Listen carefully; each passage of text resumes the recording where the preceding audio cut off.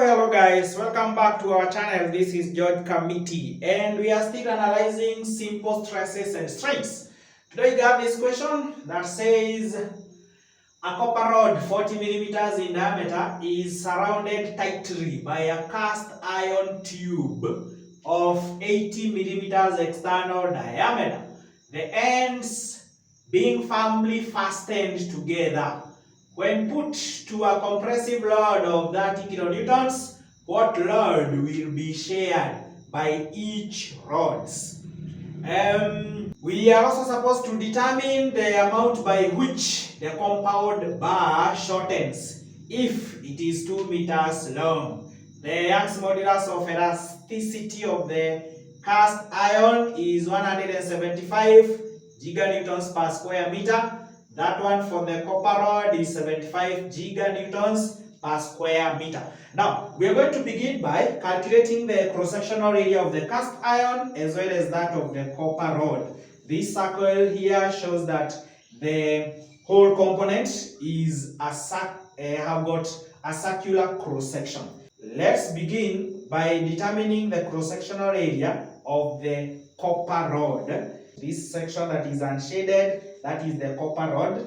It is surrounded by a cast iron tube. So the cast iron tube is this outer section. Now, the cross-sectional area of the copper rod. So we begin with the copper rod. And its cross-sectional area will be given by pi over 4 multiplied by the square of its diameter.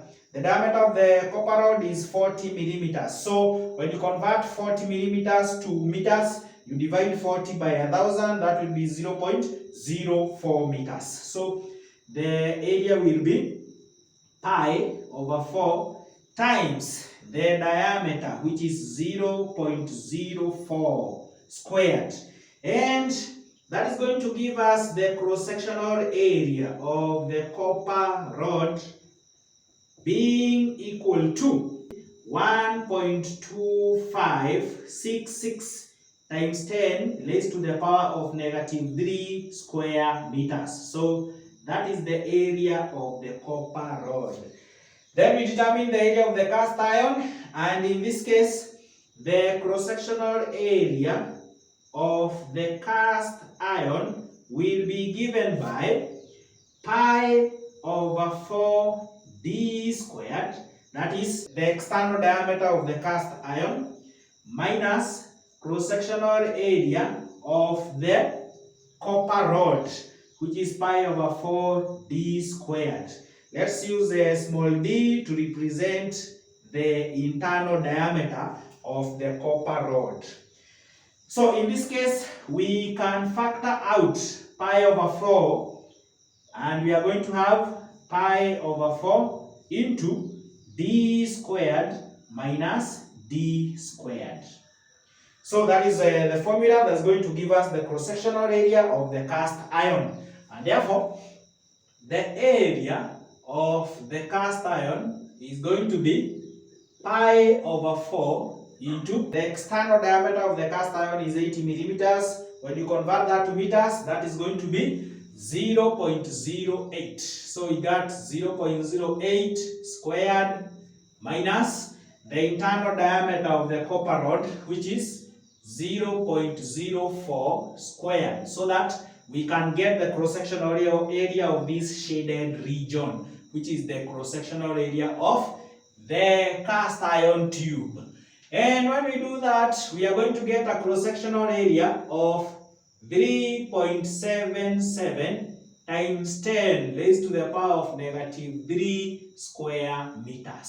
So that is the area of the cast iron. Now, from there we know this, that when this whole section is subjected to a compressive load of 30 kilonewtons, the strain in the cast iron will be equal to the strain in the copper rod. Therefore, we are going to say this: the strain in the cast iron is equal to the strain in the copper rod. The strain in the copper rod. Now, we know that strain is usually denoted by this symbol. Therefore, strain in cast iron is equals to strain in copper rod. The Young's modulus of elasticity is given by the ratio of stress to that of strain. Therefore, when you make strain the subject, you are going to have strain being equal to stress divided by the Young's modulus of elasticity. Therefore, we can say this, that the strain in the cast iron will be given by the stress in the cast iron divided by the Young's modulus of elasticity of iron, whereby stress in cast iron divided by the Young's modulus of elasticity of the cast iron is equals to the stress in the copper rod divided by the Young's modulus of elasticity of the copper rod. So in this case, we are going to take the stresses on the same side of the equal sign, the Young's modulus of elasticities on the same side of the equal sign. And when we do so, we are going to have this. The stress in the cast iron divided by, bring this stress down here, divided by the stress in the copper rod will be equal to, we take this Young's modulus of elasticity up here, and this is going to be the Young's modulus of elasticity of the cast iron over Young's modulus of elasticity of the copper rod. So that is the relation we are going to have. Now we are told that the Young's modulus of elasticity of the cast iron is 175, that one of copper rod 75. So we are going to have this 175 divided by 75. When you divide 175 divided by 75, that gives you 2.333. So we are now going to have stress in cast iron divided by the stress in copper rod is equals 2.333. So when you make the stress in the cast iron to be the subject, we are going to have stress in the cast iron is equal to 2.333 stress in the copper rod. So this relation, we are going to use it in a few. We also know that this compressive load of 30 kilonewtons will be shared between the cast iron tube and the copper rod. Each will experience a different amount of load, but the total loads they are going to experience will be equivalent to the 30 kilonewtons subjected onto this component here. And therefore, we are going to say this. The load shared by the cast iron plus the rod shared by the copper rod is equal to the total rod. And therefore, from this relation of stress is given by rod divided by cross-sectional area, when you make load the subject, we are going to have load being given by stress multiplied by cross-sectional area. Therefore, you can say that the load in the cast iron will be given by the stress in the cast iron multiplied by the cross-sectional area of the cast iron plus the load in the copper rod will be given by stress in the copper rod multiplied by cross-sectional area of the copper rod, and this is going to give you the total load, which is 30 kilonewtons. And therefore, the stress in the cast iron, we have it here from this relation. So we are going to say 2.333 times the stress in the copper rod, that is going to give you the stress in the cast iron, multiplied by the cross-sectional area of the cast iron, which we got it up there, that is 3.77 times 10 raised to the power of negative 3 plus the stress in the copper rod, which you don't know how much it is, multiplied by the cross-sectional area of the copper rod times 1.2566 times 10 raised to the power of -3. -3 is equal to total compressive rod, which is 30 kilonewtons. 30 kilonewtons. Now, 2.333 times 3.77 times 10 raised to the power of -3, that happens to give us 8.795 times 10 raised to the power of -3 multiplied by the stress in the copper rod plus, this one we are going to have it as 1.2566 times 10 raised to the power of -3 times the stress in the copper rod is equal to 30 kilonewtons. Now when we add these two, we are going to have 0.01 stress in copper rod is equal to 30 kilonewtons. To get the stress in the copper rod, we are going to divide both sides by 0.01. Divide this side as well by 0.01. And when you do so, we are going to have a stress in copper rod, a stress of 3000 kilonewtons per square meter. So that is the stress in the copper rod. On the other hand, the stress in the cast iron, we got it as 2.33 times stress in the copper rod. So that is going to be 2.333 times the stress in the copper rod is 3000. And therefore, that is going to give us the stress in the cast iron, a stress of 6,999 kilonewtons per square meter. So that is the stress in the cast iron. The question is asking us to do what? To determine the load that will be shared by both cast iron and copper rod. So we are going to say this. The load in the copper rod will be given by the stress in the copper rod multiplied by the cross-sectional area of the copper rod. So by doing that, we are going to get the load shared by the copper rod. And therefore, this is going to be, the stress in the copper rod is 3000 kilonewtons per square meter.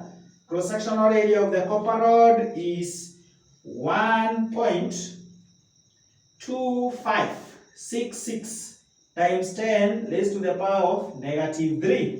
And that is going to give us a load of 3.77 kilonewtons. Therefore, the load shared by the copper rod is 3.77 kilonewtons. We also need to determine the load shared or the load subjected or experienced by the cast iron. And since when you add the two rods, the one that is experienced by the cast iron plus that one of the copper rod, they are going to give us 30 kilonewtons. So we are going to say this. The load shared by the cast iron will be given by the total load, which is 30 kilonewtons, minus the load in the copper rod, that is 3.77 kilonewtons. And when you do so, 30 minus 3.77, that is going to be 26.23 kilonewtons. So the load shared by the cast iron is 26.23 kilonewtons. So we have answered the first part of that question. The other part is asking us to do what? To determine the amount by which the compound bar shortens. So we are to determine the change in length. we have said this, or we have this formula up here. Strain is equals stress divided by the Young's modulus of elasticity. Therefore, the strain is equal to stress divided by the Young's modulus of elasticity. Now, in this case, we can use either of the materials, either cast iron or the copper rod, but I'm going to use the copper rod. Let me use the copper rod. Therefore, the strain in copper rod is equals to the stress in copper rod divided by the Young's modulus of elasticity of copper. Now, we know that strain is given by change in length divided by the original length. So, we can equate this to by having changing length of our original length, which is strain in the copper rod, is equal to the stress in the copper rod divided by Young's modulus of elasticity of the copper rod. So in this case, when we make changing length the subject, we are going to have change in length is equals stress in copper rod, which is 3000 kilonewtons per square meter. We should convert that to newtons per square meter by multiplying it by 1000, or 10 raised to the power of 3. We multiply that by the length of this compound bar, which is 2 meters. So multiply that one by 2, because here we are going to say we are going to multiply this length on both sides, and this length and this one will cancel out. So you are going to have stress in copper rod times the length of the whole component divided by the Young's modulus of elasticity of the copper rod, which is 75 giganewtons. So 75 giganewtons, that is 75 times 10 raised to the power of 9 when it is converted to newtons per square meter. And this is going to give us a change in length of 8.0 times 10 raised to the power of -5 meters. Times 10 raised to the power of -5 meters. So when you convert it to millimeters, we are going to have the change in length will be equal to 0.08 millimeters. So what you do is multiply this meters by 1000, since 1 meter is equivalent to 1000 millimeters, and that is going to give you 0.08 millimeters. So we have answered all the questions that have been asked